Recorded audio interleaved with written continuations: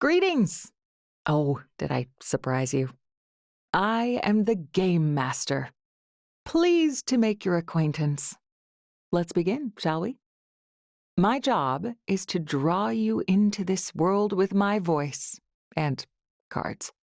So I'd be very pleased if you would play with the sound on. That being said, my voice is also subtitled, just like this, for your reading enjoyment.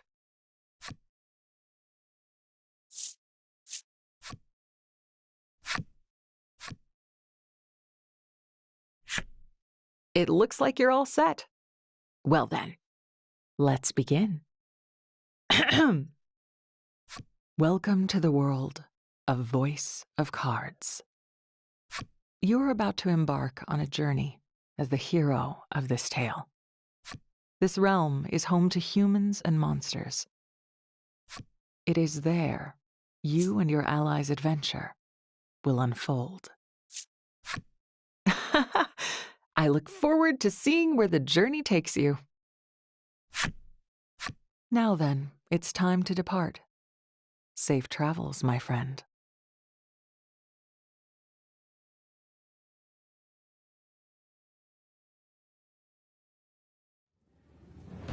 A girl faces off against a monster within a dim cave.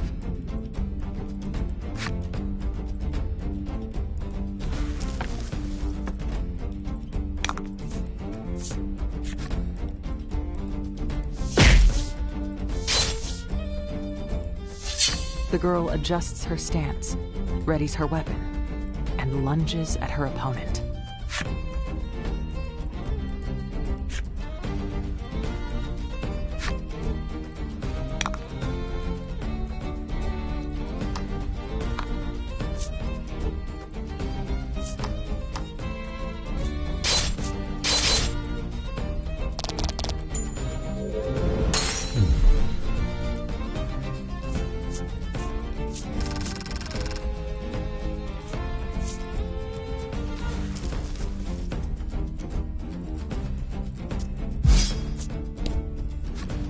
The monster defeated, the girl lets out a sigh of relief. She surveys the area, but sees neither hide nor hair of other beasts. This girl is the hero of our story, and your window into the world. Despite your youth, you are a fierce warrior who defends your village from monsters. I have to get home. Your mission accomplished, you quickly leave the area.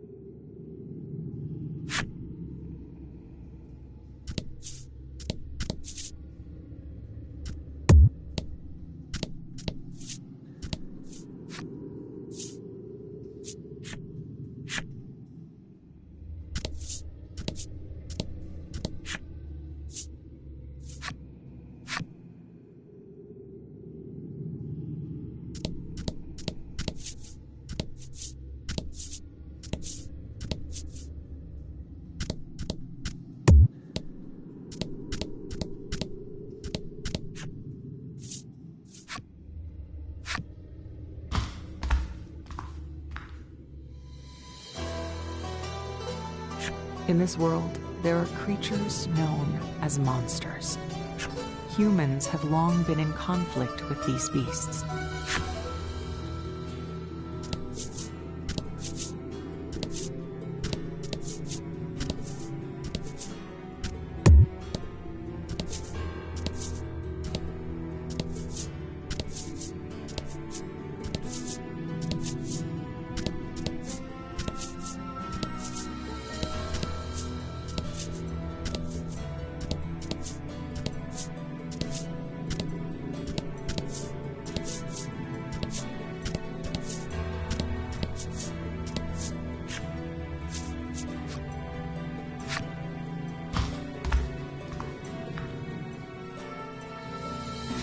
Your village lies deep beneath the earth. Everyone has taken to living underground to safeguard themselves from the monsters.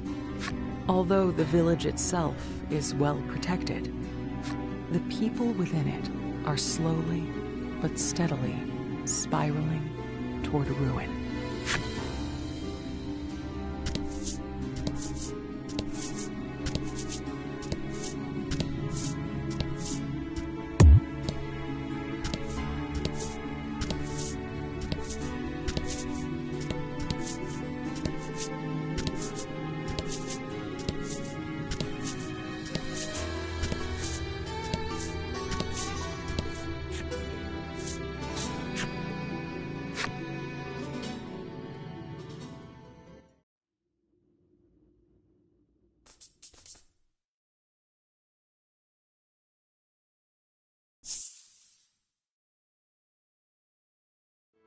The village is the same as always.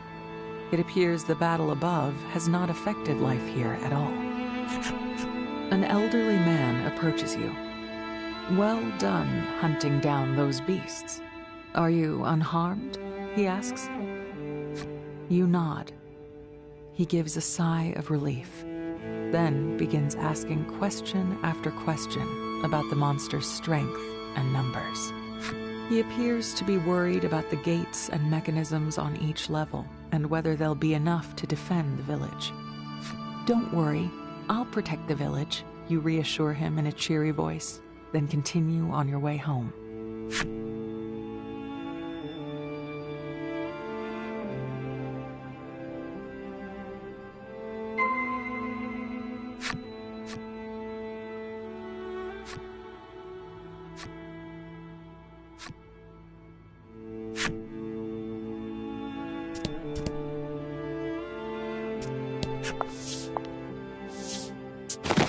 As you enter your house, your mother envelops you in a warm hug.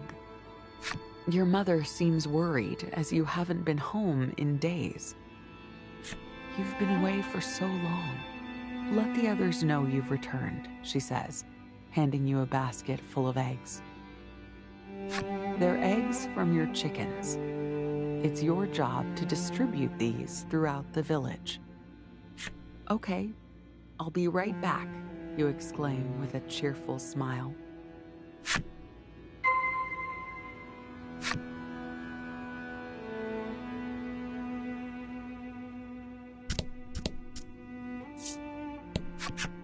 After you give the old woman a few eggs, she hands you some homemade seasonings.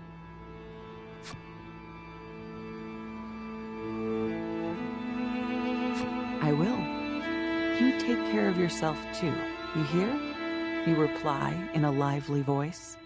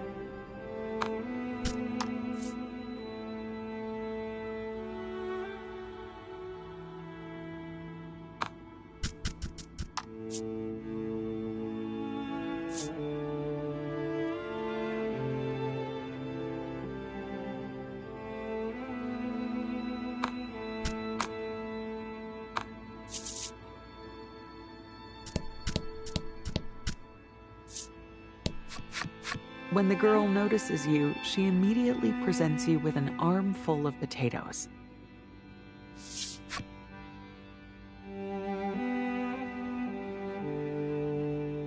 "That's incredible," you exclaim, giving her a good-natured pat on the head. You then trade her some eggs for the giant potato.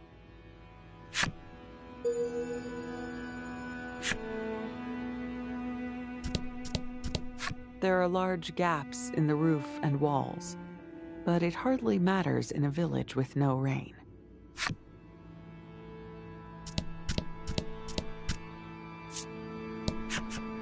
Just as you're about to hand the young man some eggs, you see his ears turn red, and he lifts a jar of water up.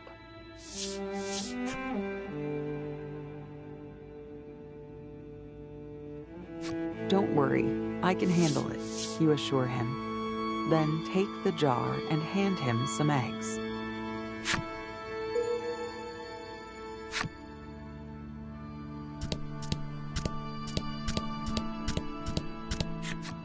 You hand the elderly man some eggs, and he gives you a large fish in return.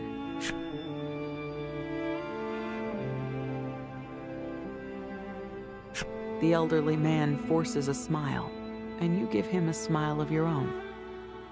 "Everything will be all right," you reassure him before heading on your way.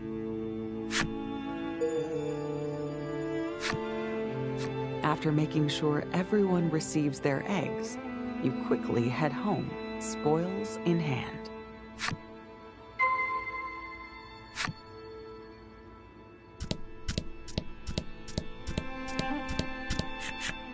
You return home to see tasty dishes upon the table.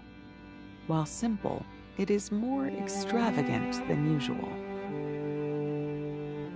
"Happy birthday, dear," your mother says, stroking your cheek gently. "That's right.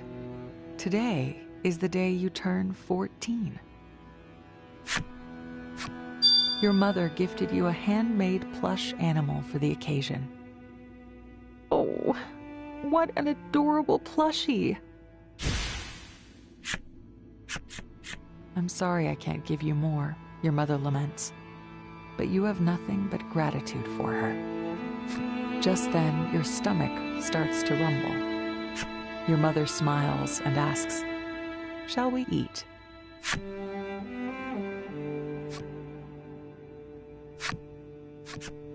That night at bedtime, you lay upon your bed with your plush animal in your arms.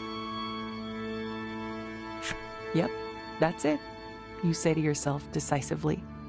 "Your name is Ram." Your new plush animal officially has a name. "It's nice to meet you, Ram. My name is..."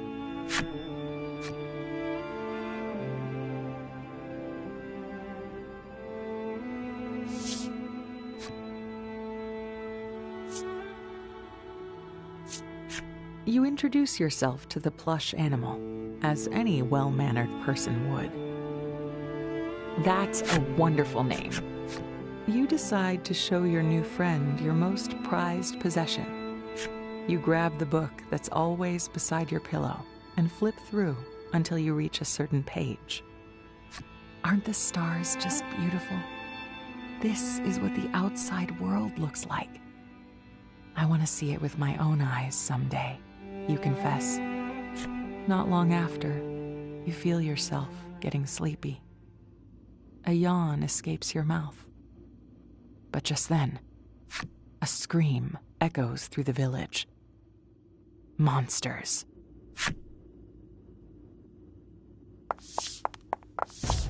You dash out of your house. Not a moment later, the old woman rushes over. "The upper gates have been breached," she cries. Your mother rushes over with a concerned look on her face and places something in your hand.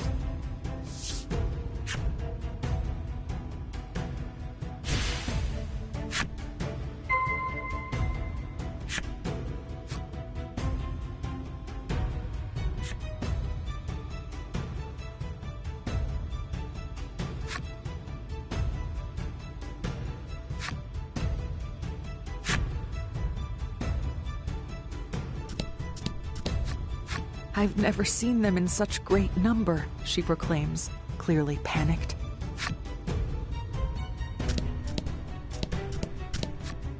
"I'm scared," the little girl whimpers. Her body trembles as she cries.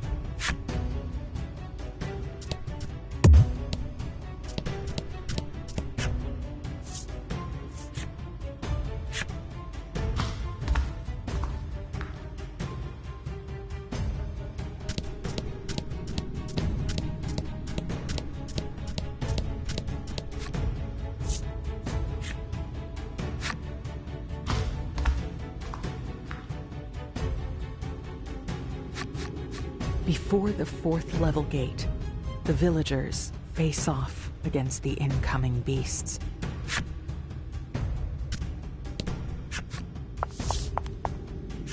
An elderly man turns to you and exclaims, "We must close the gate. Please stop the monsters." You nod and turn both pointed gaze and pointed weapon at the creatures. There are many traps nearby that will help you defeat the monsters. Use them to protect the gate.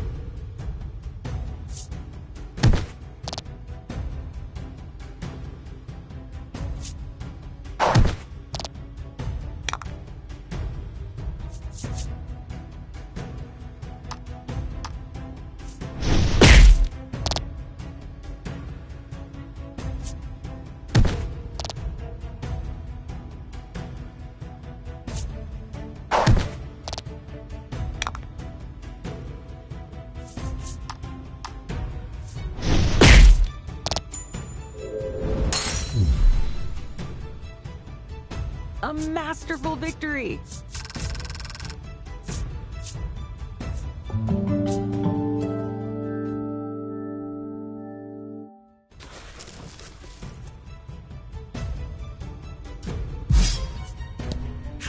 You defended the gate splendidly.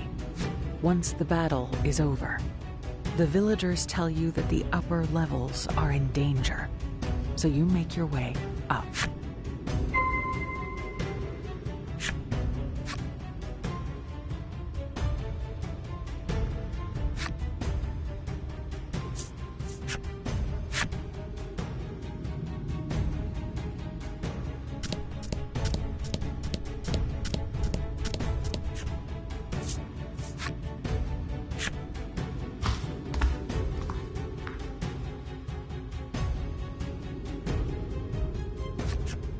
The young man is fighting back monsters, but is losing ground.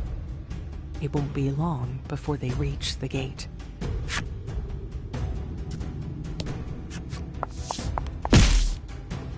"I'll fight them off. You close the gate," you shout. The young man grimaces. "I'm so sorry," he says, closing the gate behind him.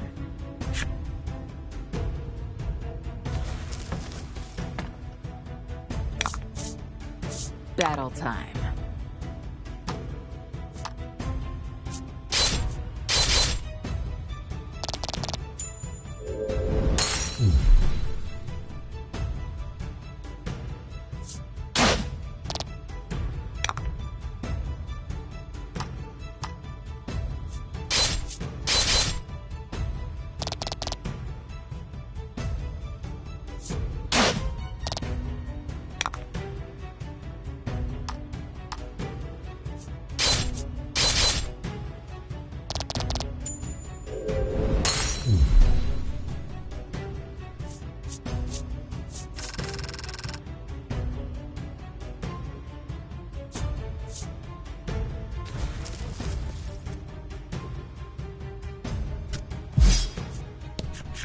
You manage to defend the gate, but see the old man from the village approach.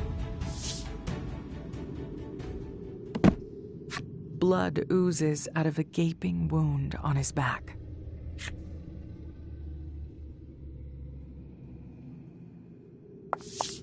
You rush to his side and check his pulse, but he doesn't have one.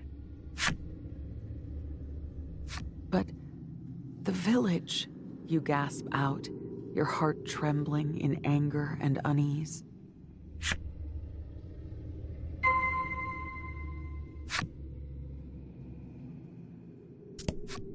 The old man has already breathed his last.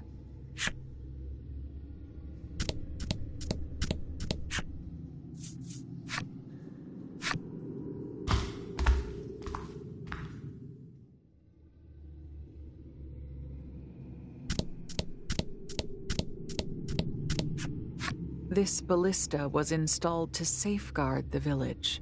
Its massive arrows have split many a monstrous skull.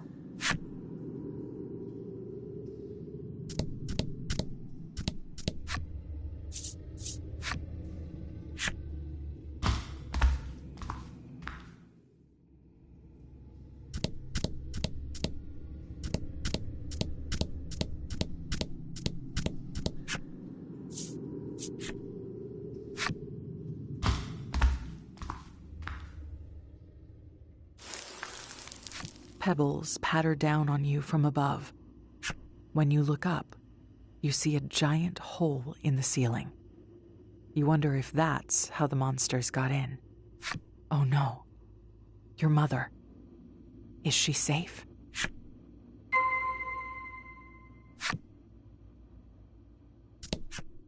The young man has already breathed his last. No longer will that cheerful voice ever call out to you.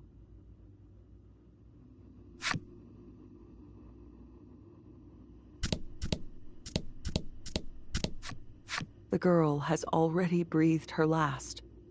No longer will you feel her little hand hold yours.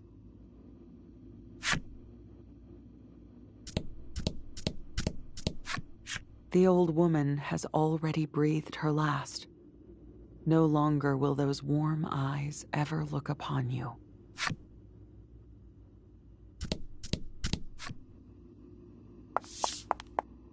You rush into your house, panting for breath, and find your mother on the ground in a pool of blood.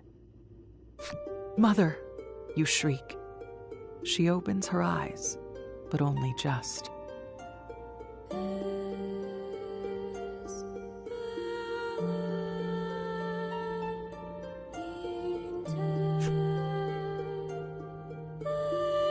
You sob and scream as you cling tight to her, but she never wakes to console you.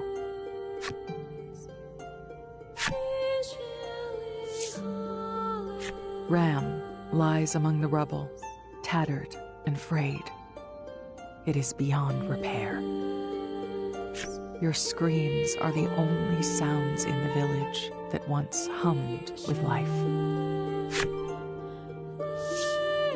Just then, a monster with a wounded eye appears. "I found a survivor." As the monster shouts those resentful words, it lunges at you.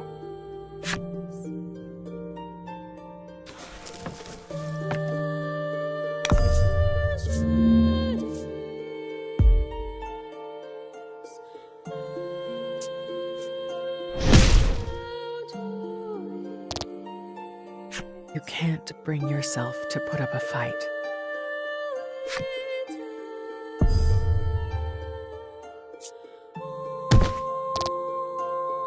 Everyone you ever cared about is gone forever.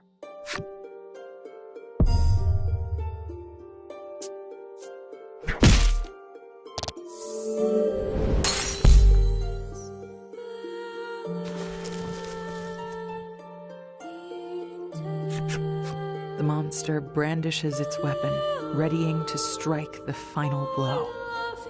Having lost all those precious to you, you close your eyes and resign yourself to your fate.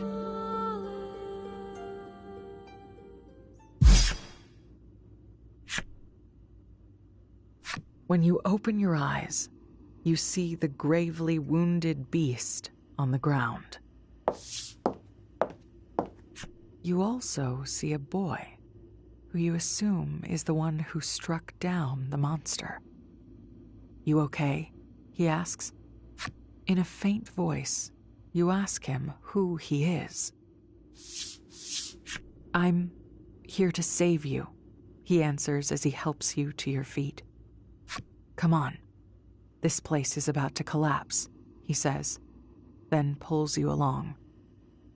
Maybe it's the shock, but you think you hear Ram, crushed under the debris, whisper, "Go."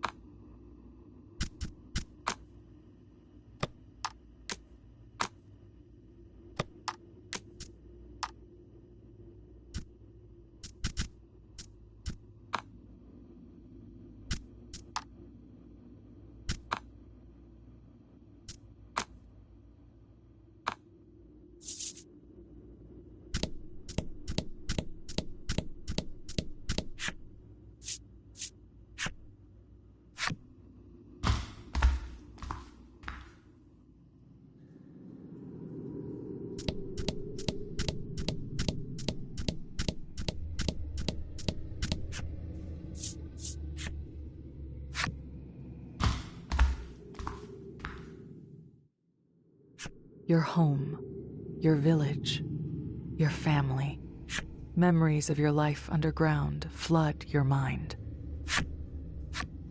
You remember the old man who was such a worrywart, but only because he loved the village more than anyone else. You remember the little girl who always asked you to play with her. You remember the regrettably unreliable but undeniably kind-hearted young man. You remember the wise old woman who taught you all manner of things. Your heart aches for your mother, who loved you more than anyone.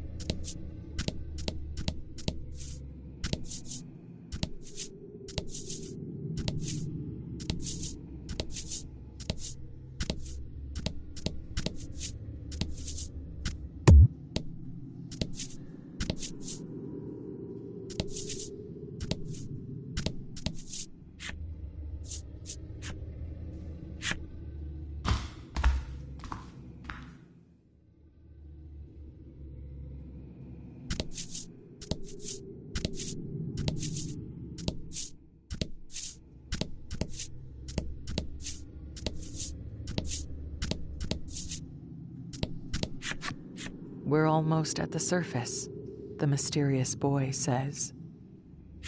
You don't know if you can trust him, but you have nowhere else to go. Though your legs are unstable, you keep moving forward, unsure what awaits.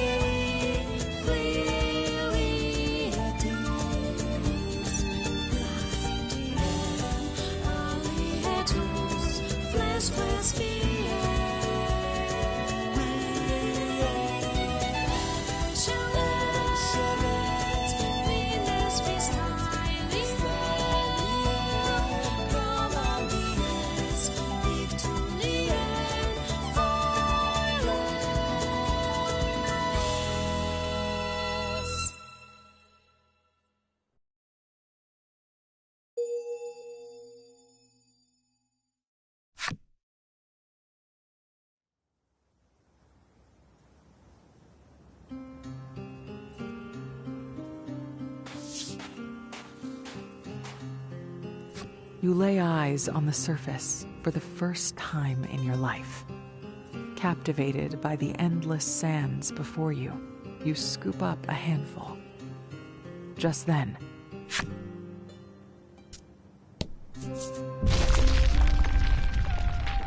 the passage leading to your village collapses. Your family, friends, and even Ram are all buried in the sand now. You fall to your knees, overcome with grief.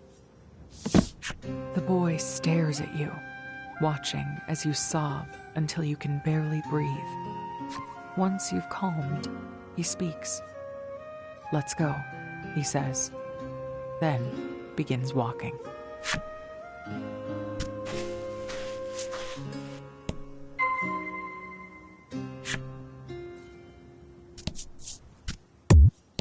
You can't cross quicksand on foot.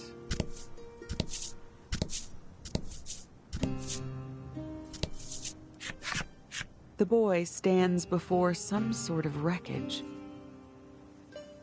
It appears to be the remains of some mode of desert transportation that was destroyed by a sandstorm. Whatever was inside of it seems to be missing, too. "Can you walk?" he asks you. For the first time, you realize just how thirsty you are. You shake your head, and the boy tells you of an oasis to the west. "Try not to faint before then," he says curtly.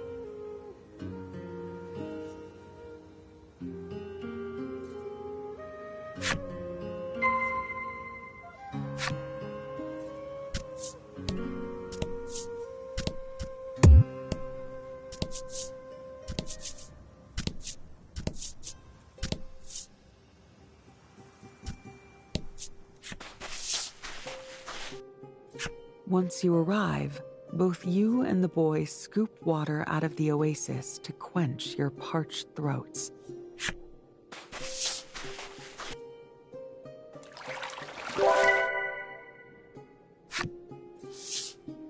You swallow, hoping to ease the dryness in your throat, and cast your hollow eyes at the sky.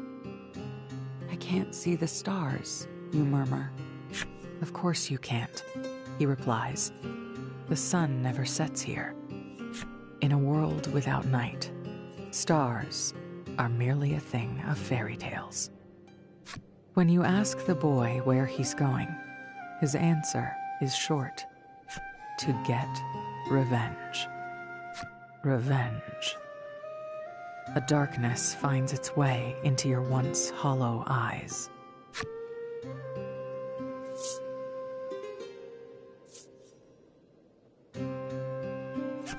I want revenge on the monsters, you whisper. They robbed you of everything you loved. There's no way that can go unpunished. Follow me, he says, then extends a hand to you. You take it. The boy says he's heading to Steelborough in the north to find a means to exact his revenge. You decide to head that way with him.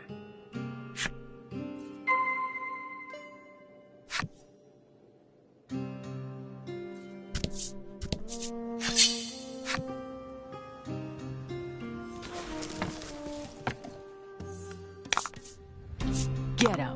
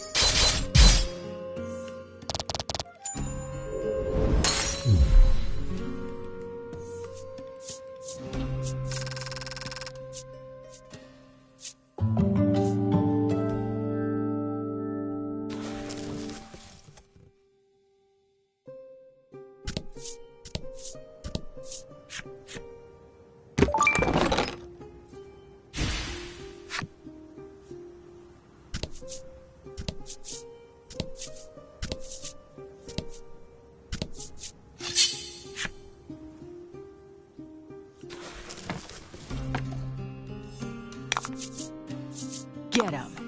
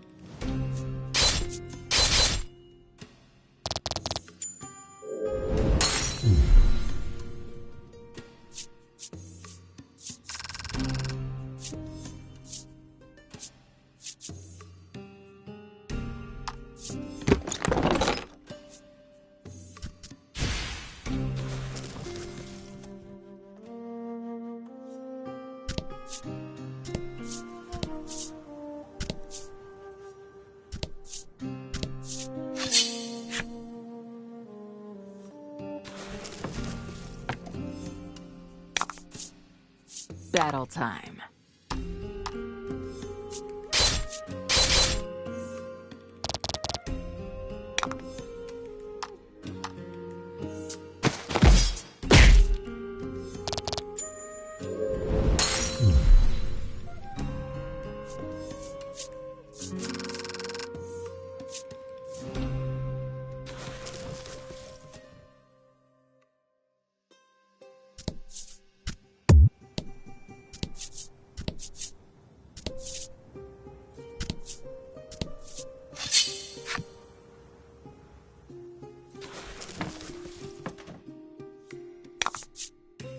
Get him!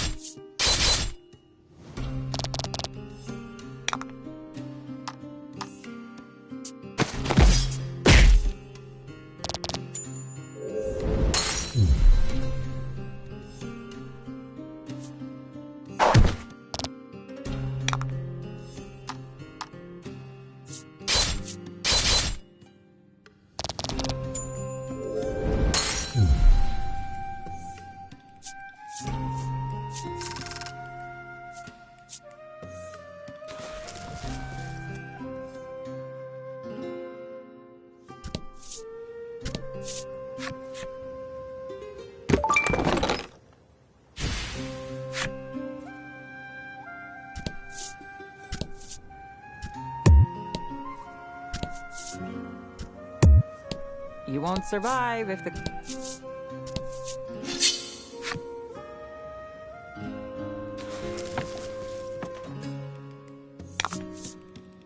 Battle time.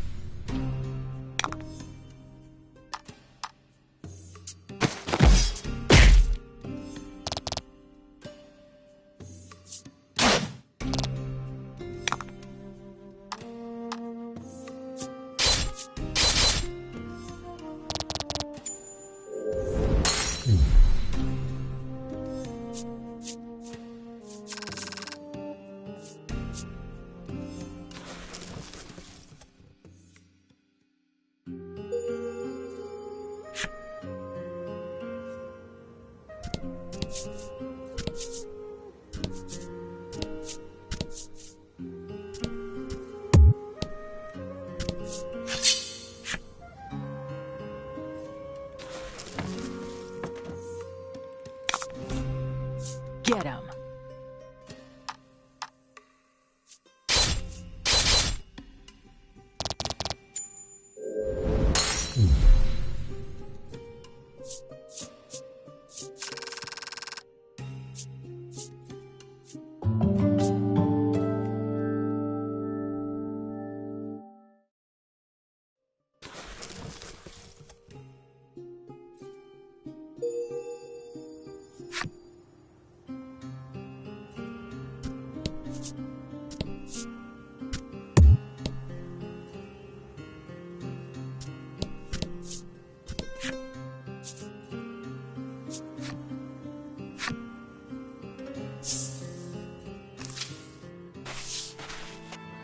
You find yourself in awe of the large and lively town, a far cry from where you came from. As you stand wide-eyed in wonder, the boy says, "Follow me," and walks off.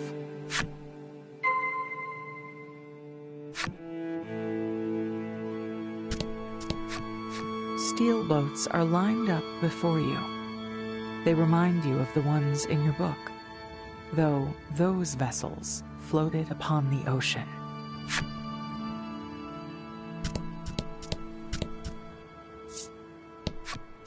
The boy sees your eyes darting about and laughs.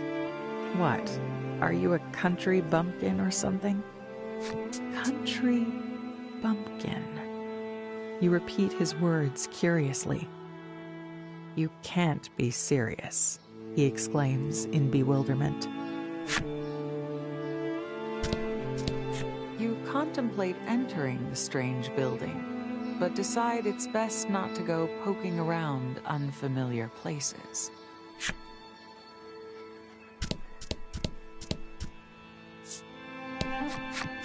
You see a woman stuffing her mouth with something delectable and ask her what she's eating. "This is just normal bread," she answers. "Just normal bread?" you repeat curiously.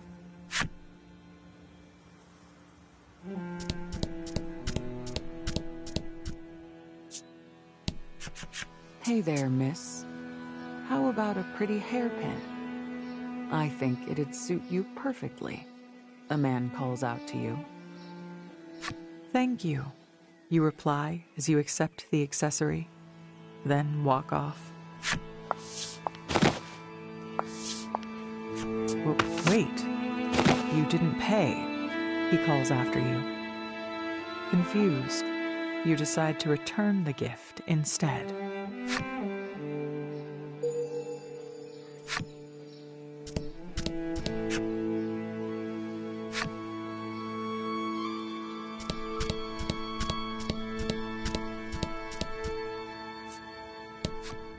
The gatekeeper bars your path. Only those with business in the mines are allowed to pass.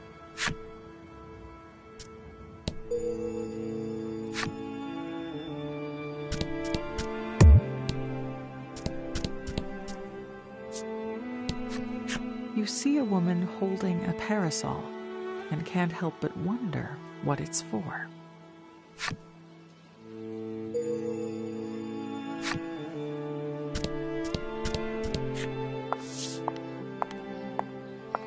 You finally catch up to the boy, apparently tired of waiting for you. He grabs your hand and pulls you into the grandiose building.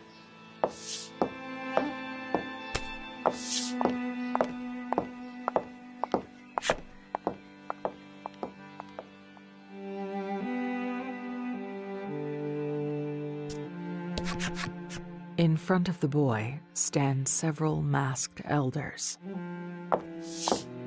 "I brought her," he says, briefly introducing you. "Very well, you may go," they tell him curtly. As he passes, he whispers to you that these people are members of the town's governing body, the Senate.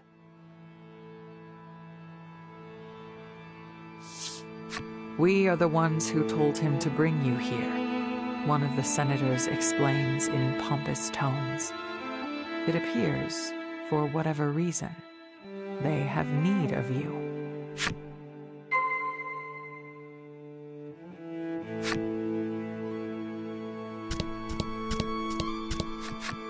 The senator refers to you as a subterran.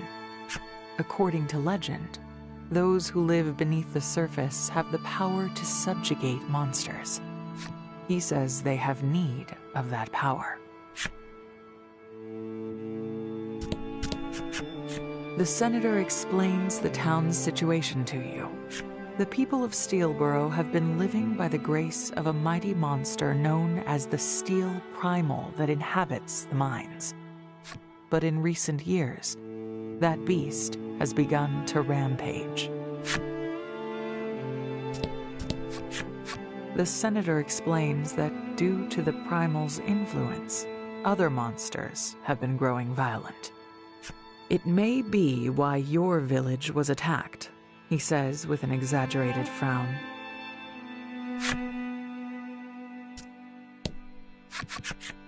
The three senators ask you to use your powers to subdue the Steel Primal.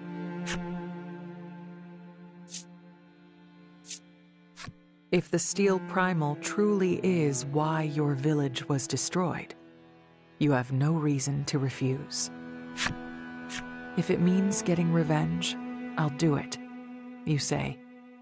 Still, you have no idea how to use your so-called powers to subjugate beasts. Just then, one of the senators speaks. "According to legend, you need special tools to activate your powers." Summoned by the senator, the boy presents you with new clothes and a weapon. He also hands you a bundle of papers that look like cards. You take them as told. "Those clothes suit you perfectly."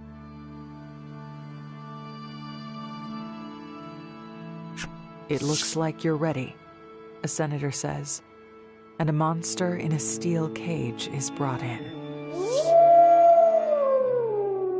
"Now, subterran, show us your powers," they all but command. Though surprised by the sudden turn of events, you take your weapon in hand.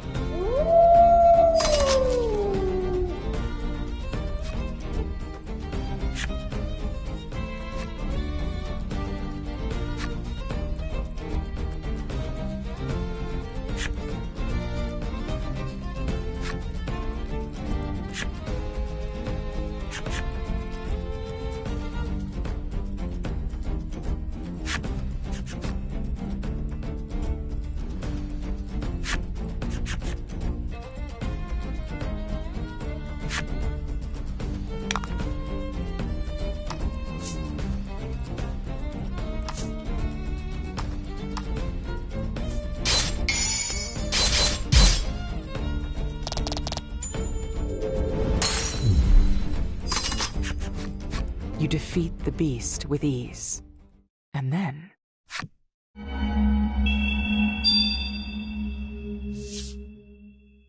the cards you were handed earlier begin to glow, and the light envelops the monster.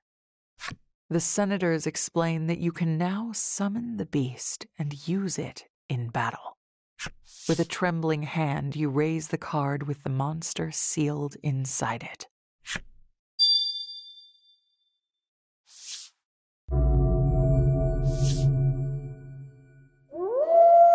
Just like the legend, the senators exclaim with joy.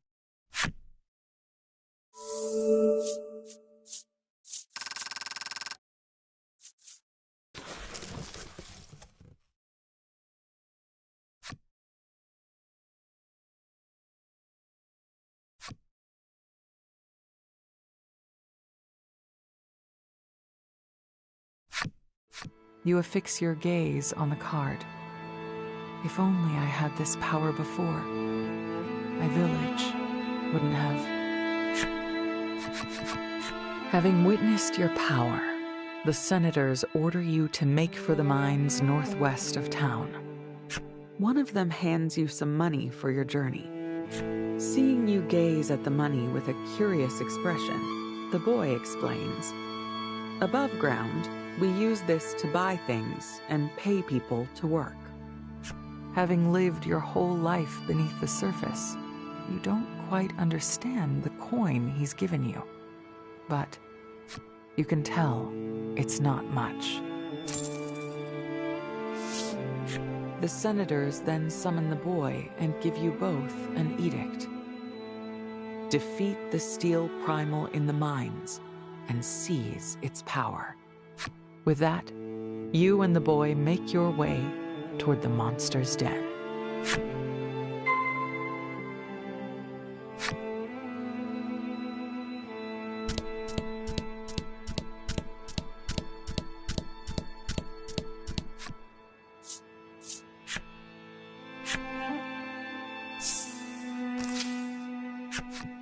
You're ready to set off toward the mines and defeat the primal. But I have an errand to run, the boy tells you. You can do some shopping while you wait. And without further ado, he walks away. You despair for a moment, having never gone shopping before. But with nothing else to do, you set out in search of shops.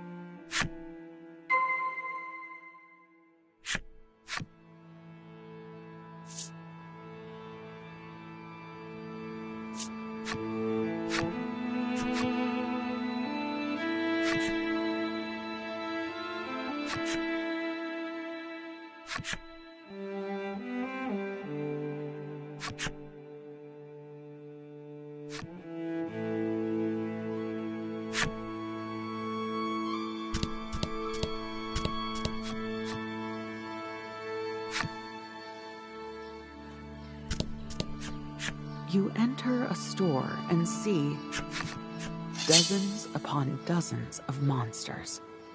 You quickly ready your weapon for a fight.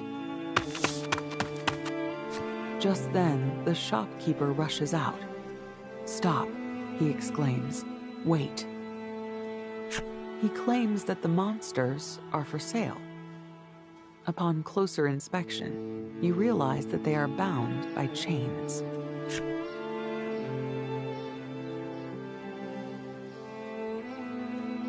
Something about the conversation leaves you feeling icky, so you turn to leave. But you realize that you could harness your subterran power to control the monsters. After you enter the shop, you realize you have no clue what to do next. Not long after, the shopkeeper comes over to speak to you. You tell him that you don't understand how shopping works. Though initially surprised, the man patiently explains all you need to know. He then asks if there is anything you would like to buy and shows you his wares.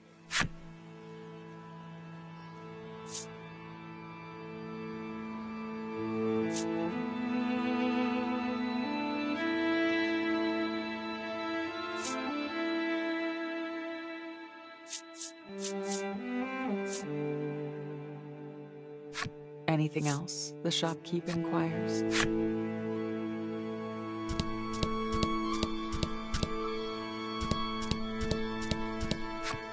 What can I help you with? The shopkeep asks.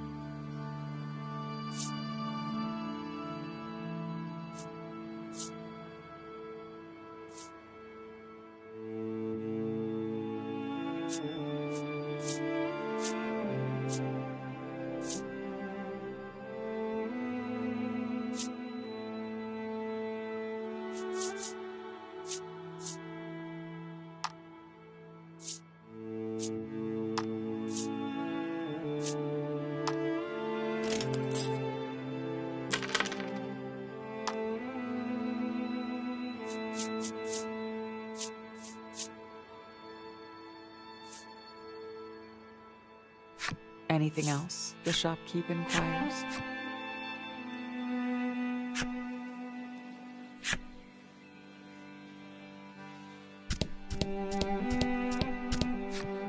You enter the inn, and the proprietor says, "Guest of the Senate, right?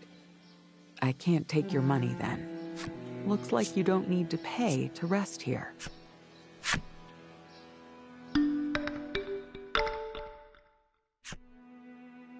You step out of the inn, feeling rested and ready.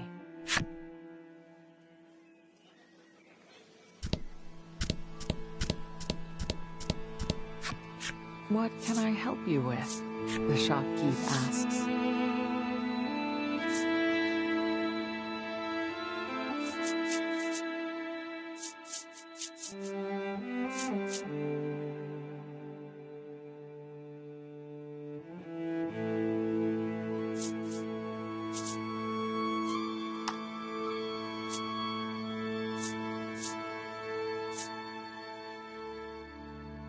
Anything else? The shopkeep inquires.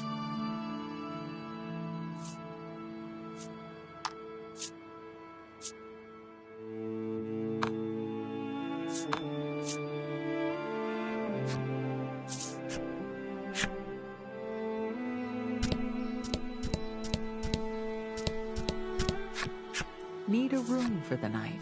The innkeeper asks as you enter. No sooner have you set foot inside the game parlor than you hear the boy at the counter call to you, "Let's play cards."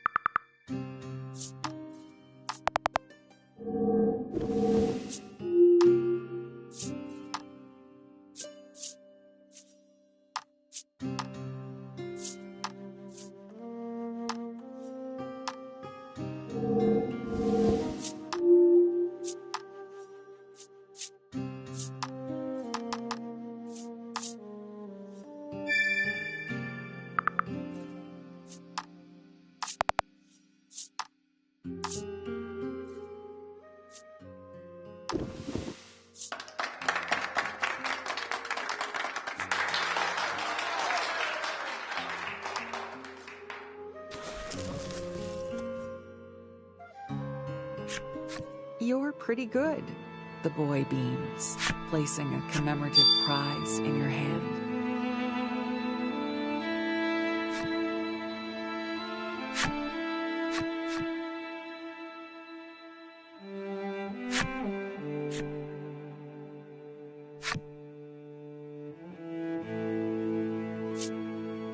The boy returns, wiping his hands on his clothes.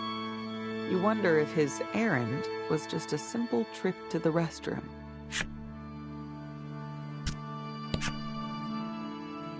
The time has finally come to fight the primal.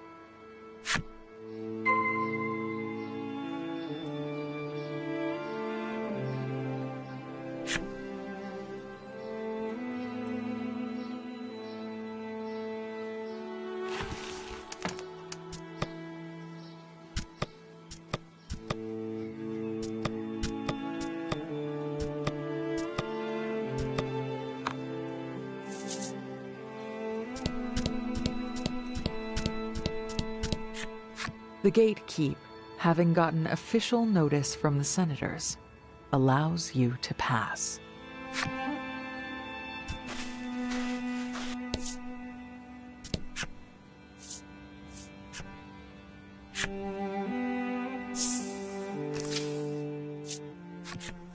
As you walk, the boy asks, "Do you think I can summon the monsters in the cards too?" Unsure yourself, you decide to test it right away.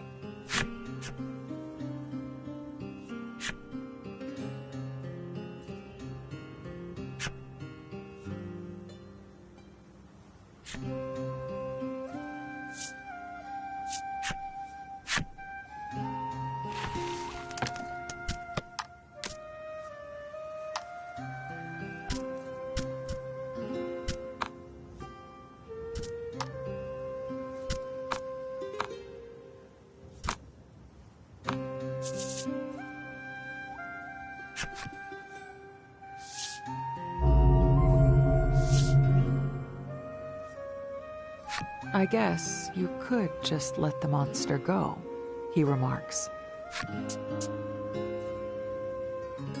Faced with your hate-filled denial, he murmurs, "Right."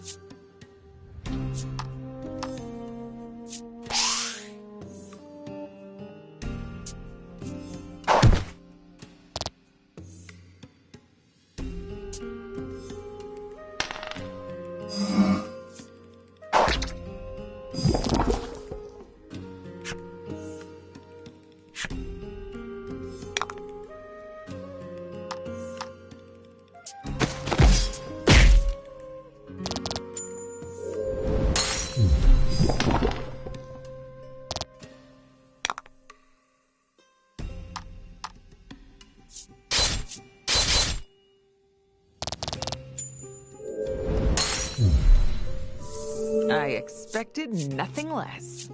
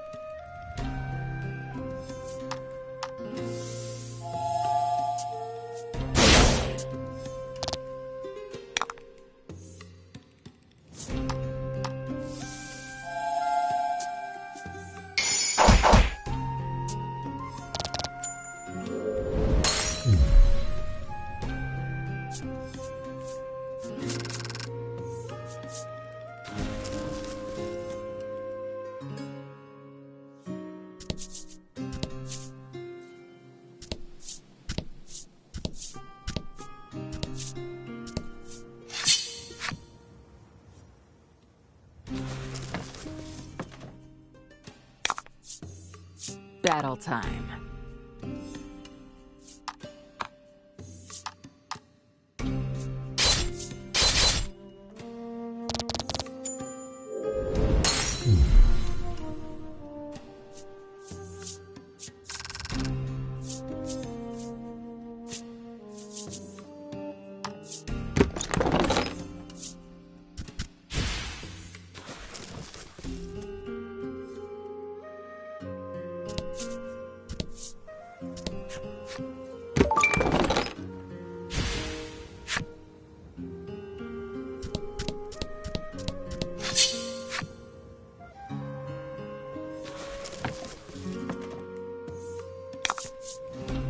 Get him.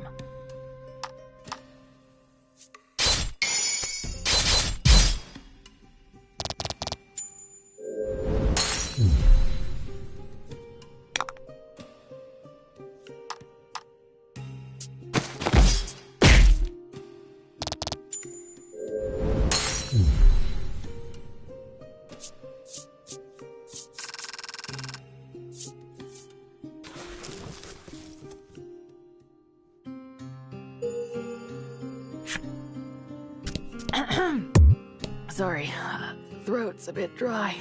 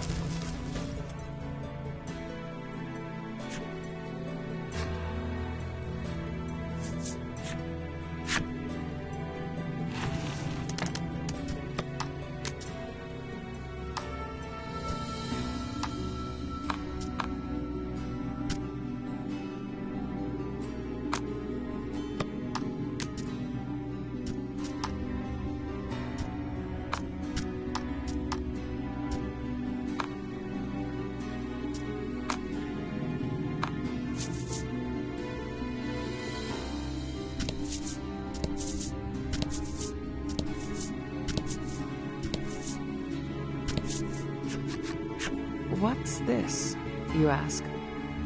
The boy tells you it's a mine cart.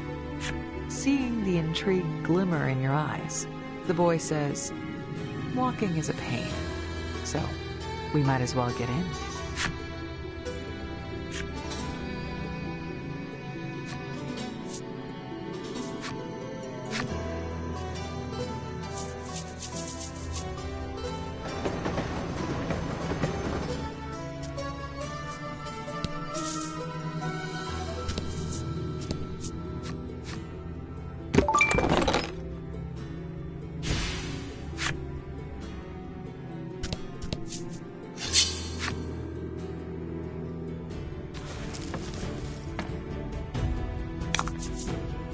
Get him.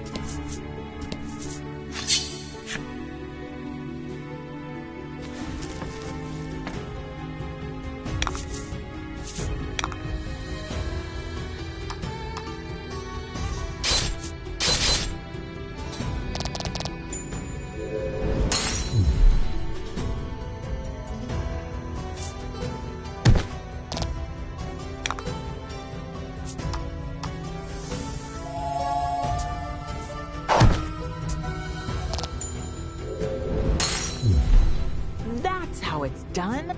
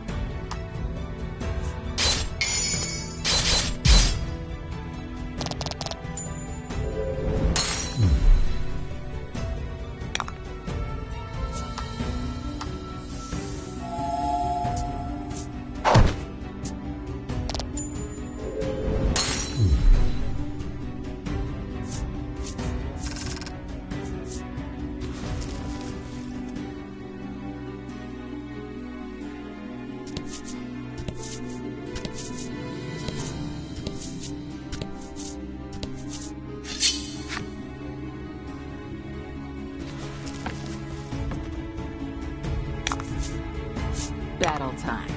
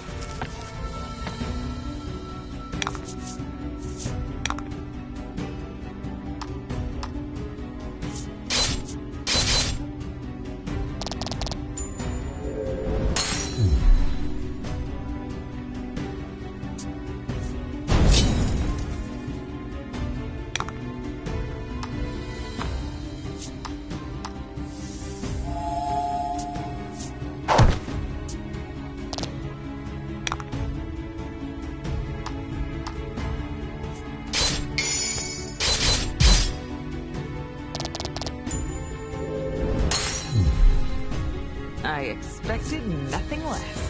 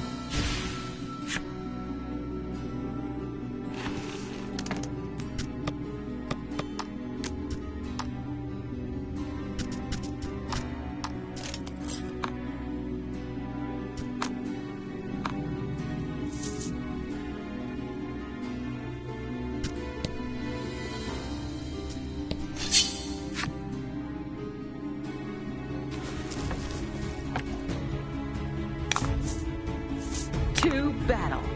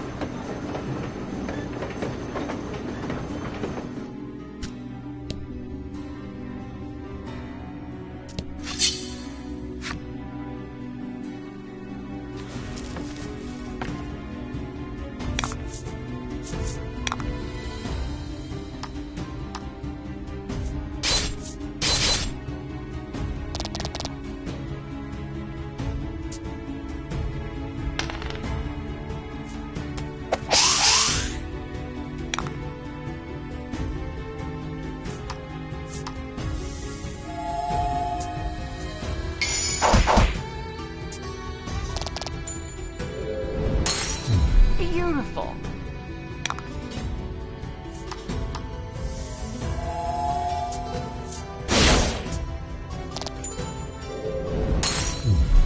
I expected nothing less.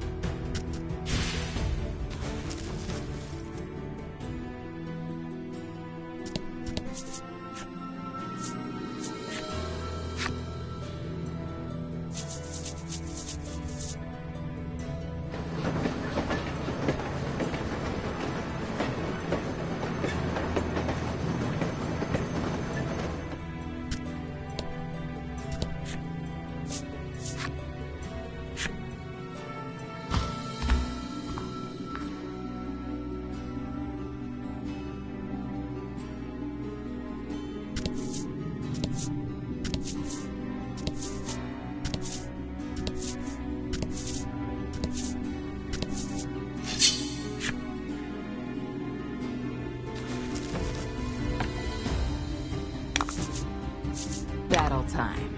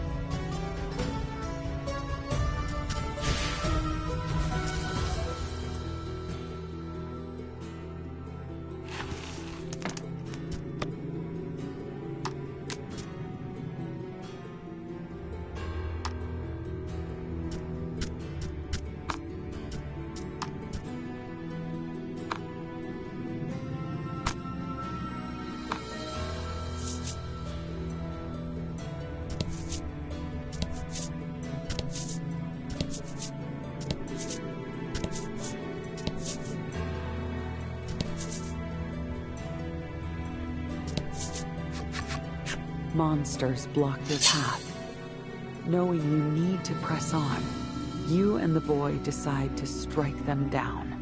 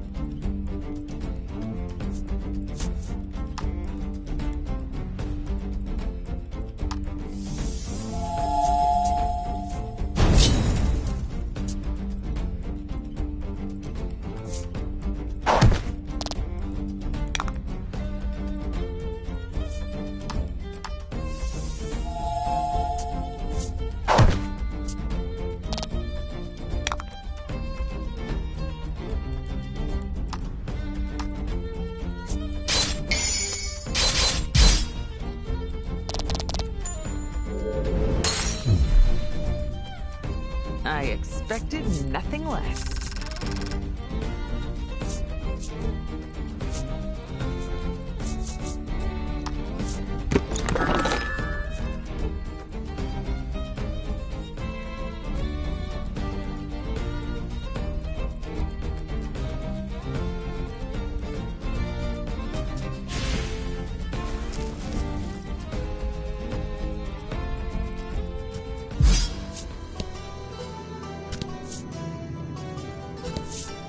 A large lever protrudes from a fixture in the ground. What might it control, you wonder?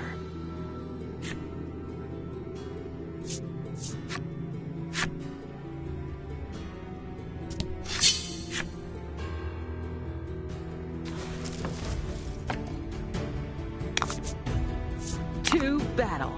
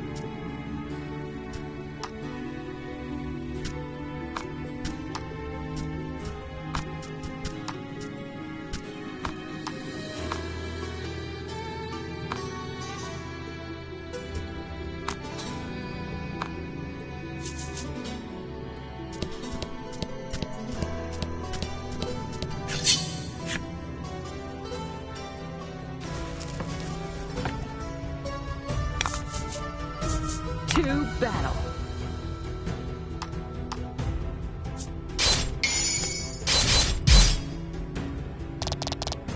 Sometimes you get lucky.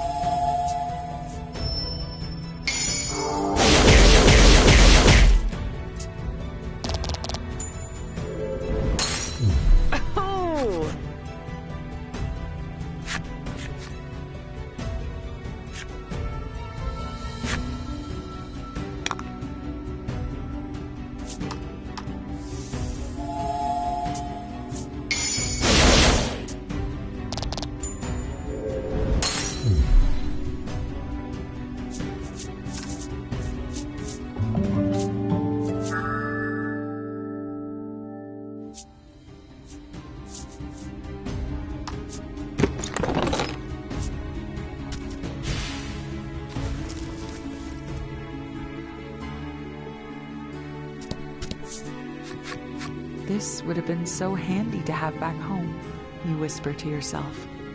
Anything that needed to be moved was done so by hand, by everyone's hands. The boy quietly lends an ear as you reminisce of your village. It sounds like you were all one big family, he comments. You nod, a little teary-eyed. You realize that you've been the only one talking, and ask the boy to tell you about his own past. But the boy simply shrugs you off. I don't see the point, he says, somewhat sadly.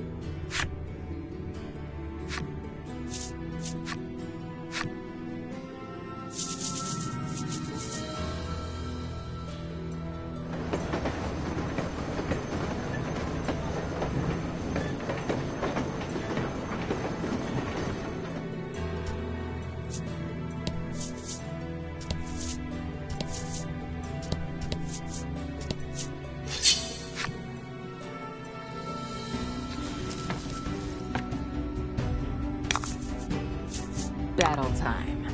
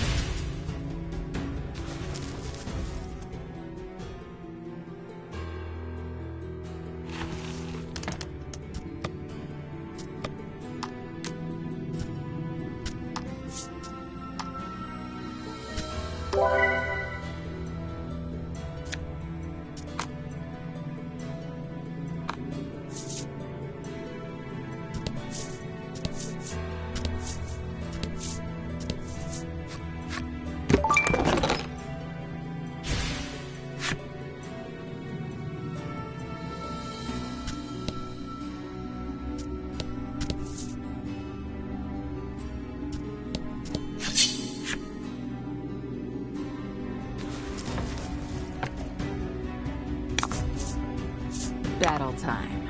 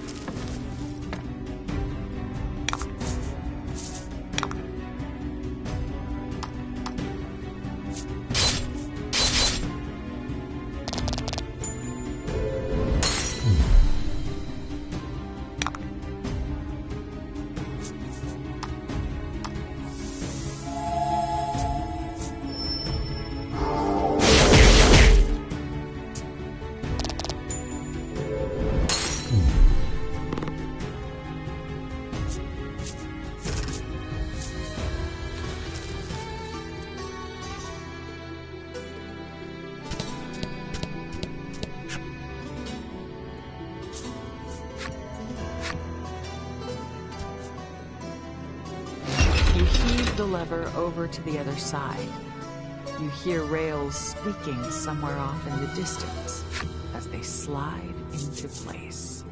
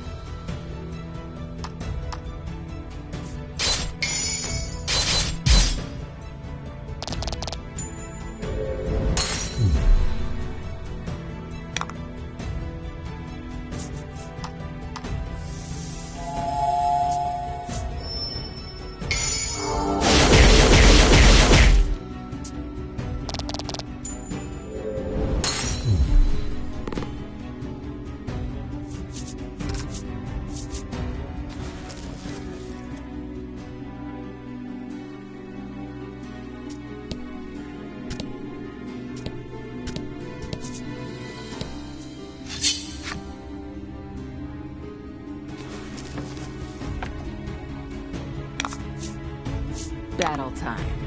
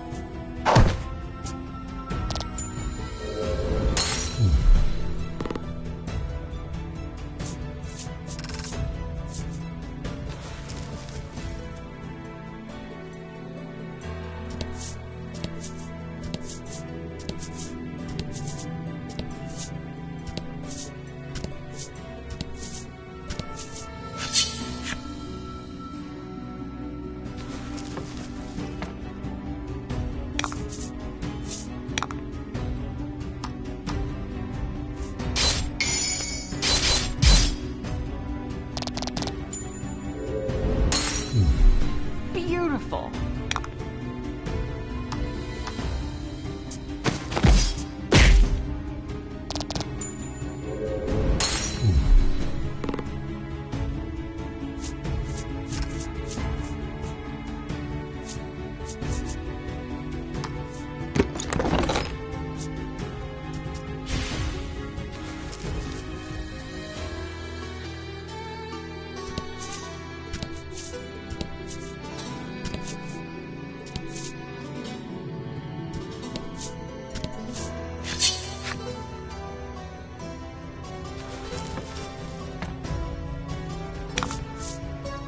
To battle.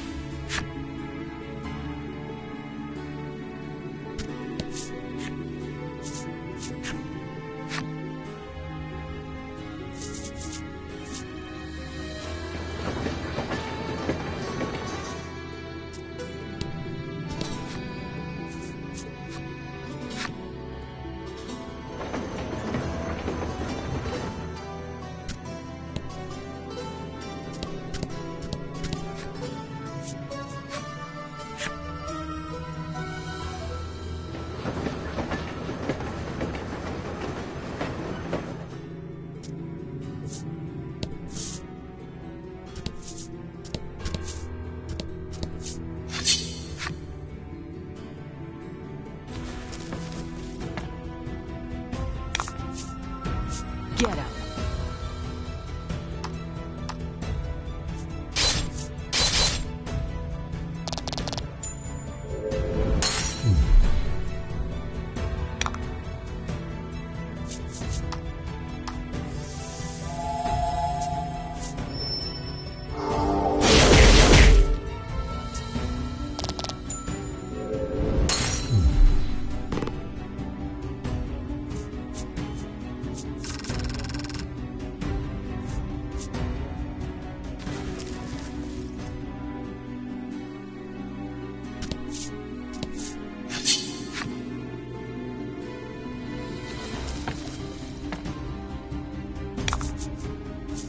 To battle.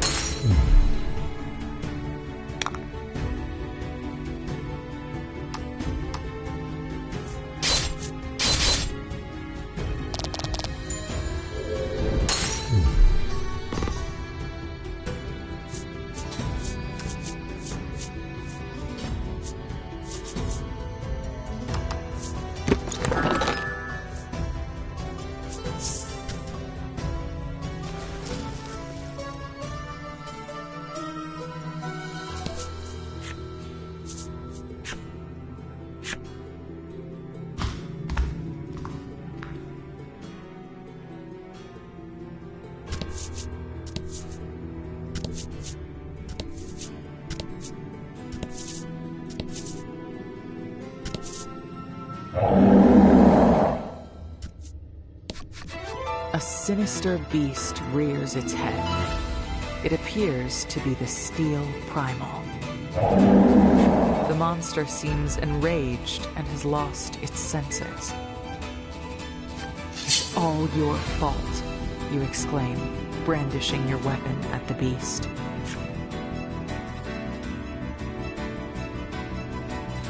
The primal unleashes a roar, then lunges at you.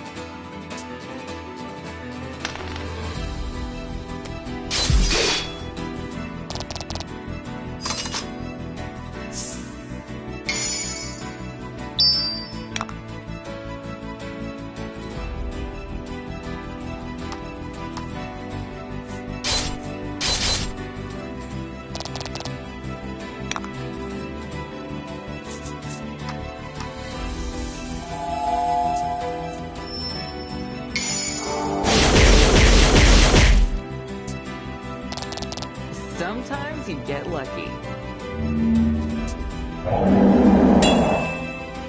Shields up.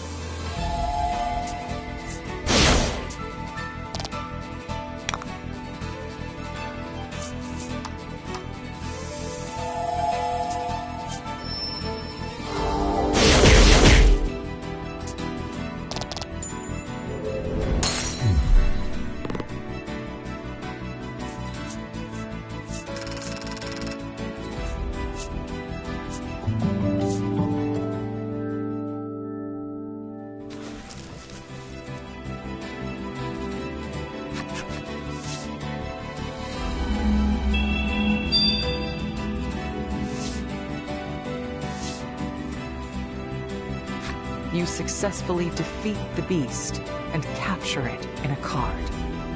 Your breathing is ragged after having avenged your village. "Let's report back," the boy says, and the two of you return to Steelborough. If you choose leave, you'll be whisked outside right away. You decide to leave the mines behind right away. Time is money, as they say.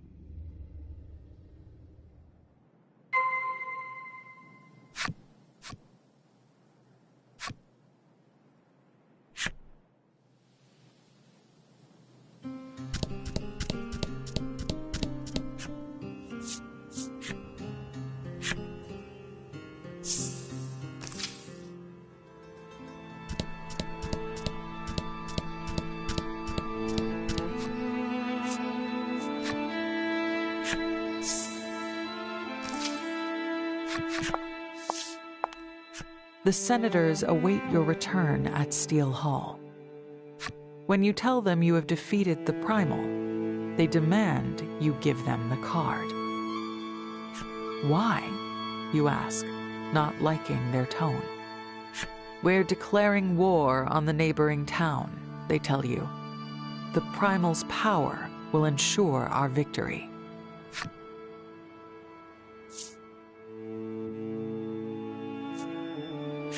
Fighting beasts is hard enough. And now they want to fight other humans? I'm keeping the card, you say decisively. One of the men then turns to the boy and shouts, "Get that card." As ordered, the boy pushes you and takes the Steel Primal's card.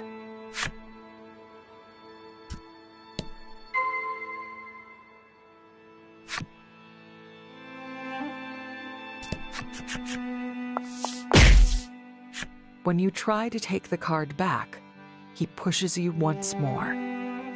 "What are you doing?" one of the senators roars. "Give me that card this instant." He approaches the boy, and then...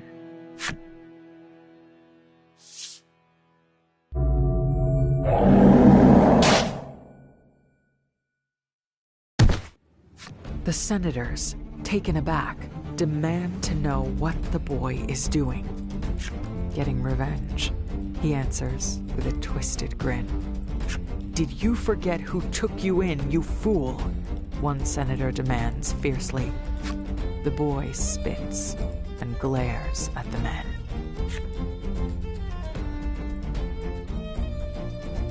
So he's getting revenge for the horrible things the senators have done to him.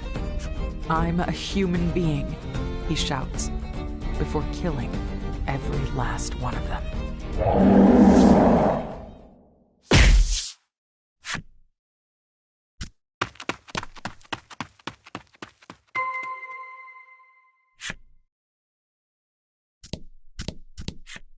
You can barely stand to look at their mangled corpses.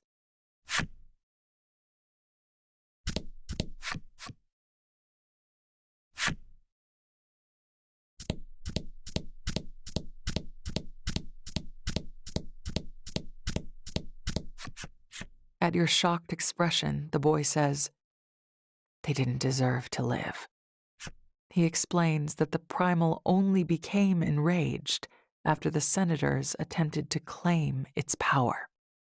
He also tells you that it was those same senators that sent the monsters to your village. It was all a ploy to get the Sub-Terran's power to control monsters. Faced with the truth, you find yourself at a loss for words.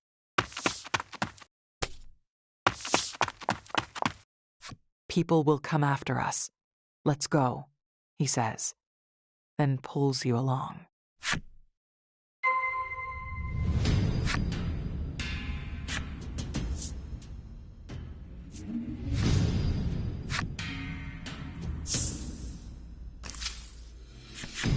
"We'll take a sand skiff and flee," he tells you. He claims there are plenty of them in Steelborough.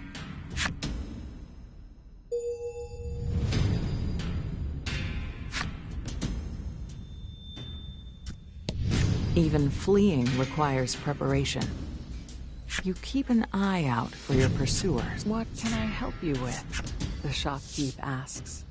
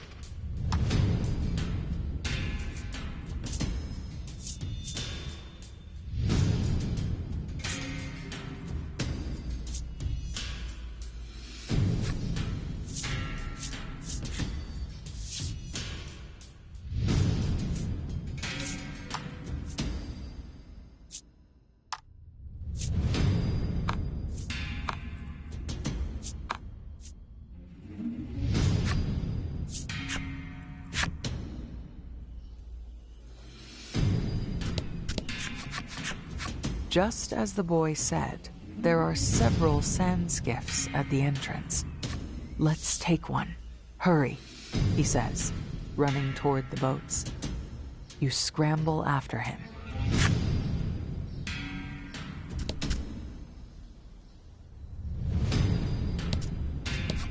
Before you can board the boat, you stumble. "What are you doing?" the boy demands. Though his tone is harsh, he helps you up. Just then, guards from the city catch up to you and attack.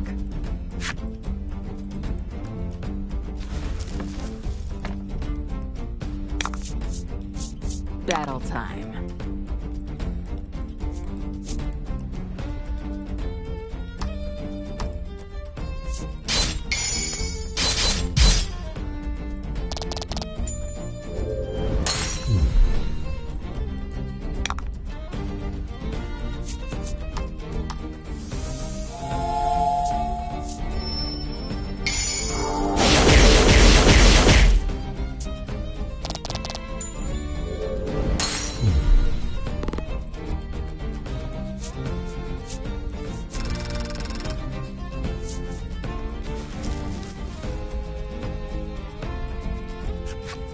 Destroy the other boats so they can't come after us, he instructs.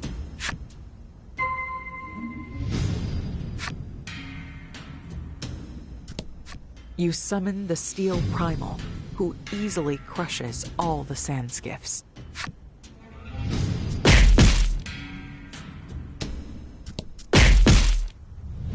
They are squashed flat. This is the only vessel that can still move. Let's go. You and the boy board the boat, then make your way out of town.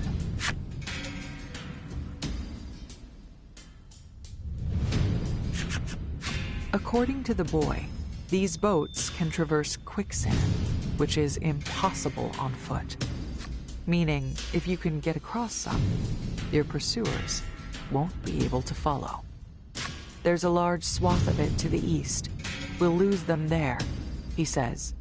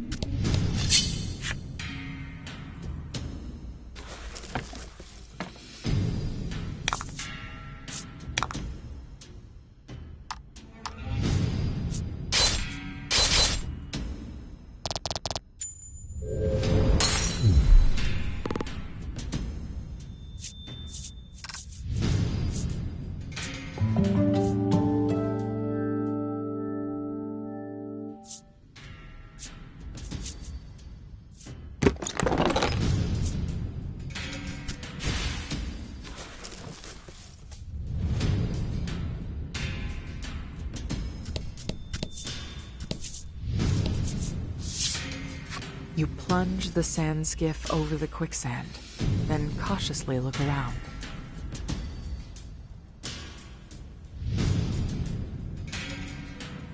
It seems you've managed to shake your pursuers.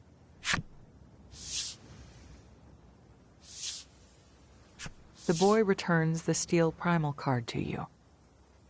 "I'm sorry for using it," he says. You take the card back from him. "What do we do now?" you whisper.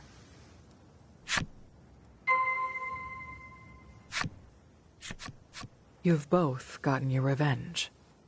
Neither of you had any plans beyond that. He turns to you and asks, "Isn't there anything you want to do?" "How about you?" you question back. The boy gives a somewhat sad laugh. You place your hand to your chest and wonder what you want to do.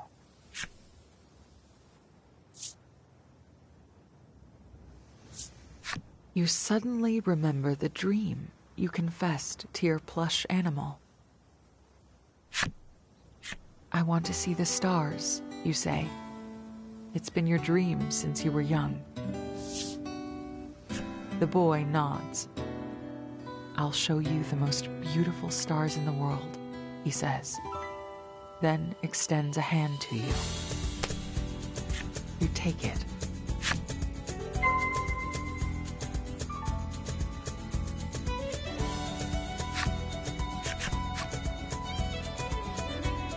You both realize you haven't introduced yourselves yet and share a laugh.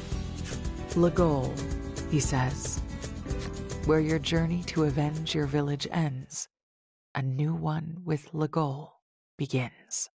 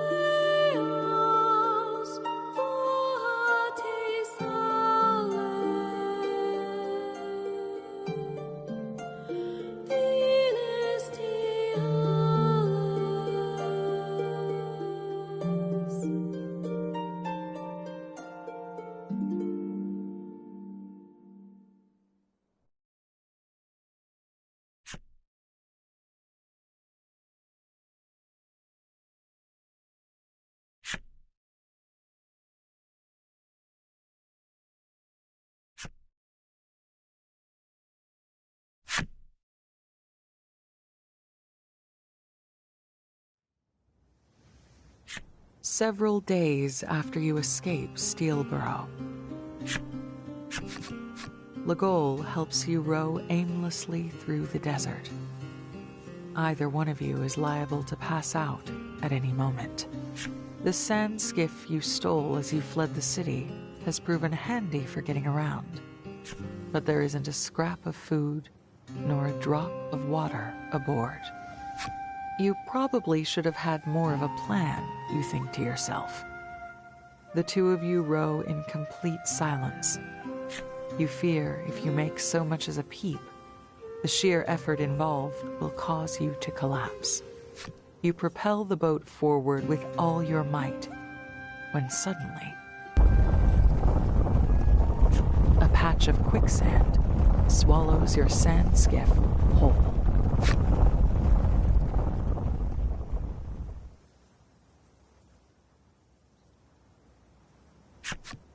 Where are we?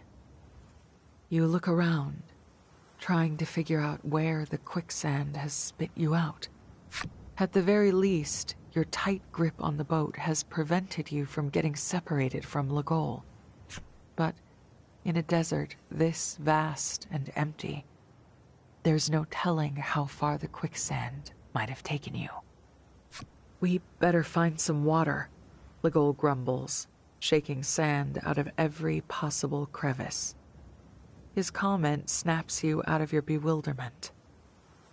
You nod at him and begin searching your surroundings for potable water. Unfortunately, your legs are less cooperative. They may as well be made of lead.